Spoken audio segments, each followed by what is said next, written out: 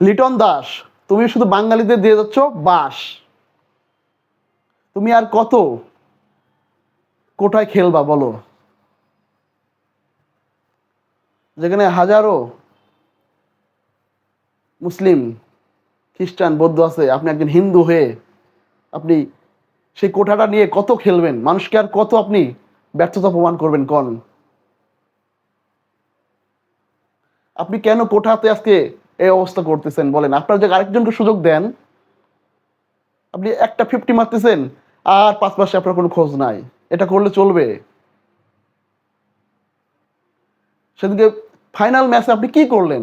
সে 50-50 করে কি লাভ যদি আপনি দলটাকে নাই জিতাইতে পারলেন? এই কোঠা বাদ দেন। আপনি যদি ভালো মতো খেলতে পারেন খেলেন, বাঙালিদের মন মানসিকতাকে আপনি নষ্ট করে দেন না, সেই ক্ষমতা আপনার নাই।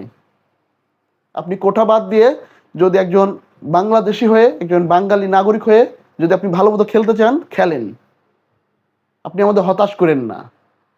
আপনি একজন লিটন দাস হয়ে শুধু আমাদের বাস দিয়ে যাচ্ছেন, এটা করেন না। এই কোঠা বাদ দেন, আপনি একজন বাঙালি হয়ে খেলেন, এতে আমরা অনেক খুশি হব। কারণ আপনাকে আমরা, আপনি প্রথম অবস্থায় যেভাবে আপনি খেলতেন ভারতের সঙ্গে, ওয়েস্ট ইন্ডিজ, জিম্বাবুয়ে এবং অনেক দেশের লোক, আপনি খুব সুন্দর খেলতেন। সেই খেলা আপনার কোথায় গেল? সেই এত সুন্দর খেলাগুলো আপনি হারিয়ে ফেলছেন। কারণ আপনি যখনই ব্যর্থ হন, আপনাকে আবার দিনের পর দিন বাঙালি, আমাদের হচ্ছে বোর্ড প্রেসিডেন্ট আপনার উপর আস্থা রাখে, ভরসা রাখে, কিন্তু আপনি সেই আস্থা প্রদান দিতে পারেন না। হাথুরুস সিং আপনাকে কতবার সুযোগ দেয়, আপনাকে সৌম্য সরকারকে এত সুযোগ দিছে। এর বাঙালি যদি অন্য কোনো প্লেয়ার এত সুযোগ পাইতো, তাহলে অবশ্যই সে নিজে অনেক ডেভেলপ করতে পারতো। আপনি দেখেন কত প্লেয়ার আপনার জায়গায় ঝরে পড়ছে। আপনি আসছেন ইমরুল কাইসের জায়গা, আপনি ধরলেন যেদিন থেকে, সেদিন থেকে ইমরুল কাইস আর জাতীয় দলে ঢোকার কোনো সুযোগই পেল না। তাহলে আপনি তাদের কথা চিন্তা করেন যে আমার জায়গায় কত প্লেয়ার খেলতে পারতেছে না, আমি কেন একটু রান করব না, কেন আমি করব না?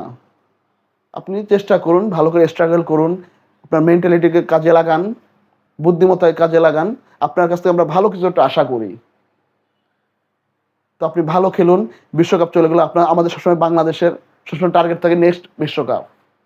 তো নেক্সট বিশ্বকাপের জন্য আপনি প্রস্তুতি হন এবং সুন্দর খেলুন। কোঠাতে আপনার খেলার দরকার নেই। মানুষ আপনাকে জানেন, বাঙালি মানুষ আপনার কি বলে? আপনি একজন হিন্দু লোক, আপনাকে আমি কষ্ট দিতে চাই না, কিন্তু বিষয় হচ্ছে কি, আপনাকে সবাই বলে আপনি কোঠায় খেলেন। কেন আপনি কোঠায় খেলবেন? একজন ভালো খেলি, পারফর্ম করি, এতে আমি জাতীয় চান্স পাই, সেটা আপনি বিশ্বাস রাখুন, আস্থা রাখুন এবং ভালো কিছু পারফর্ম করুন। ধন্যবাদ। সকলে ভালো থাকবেন।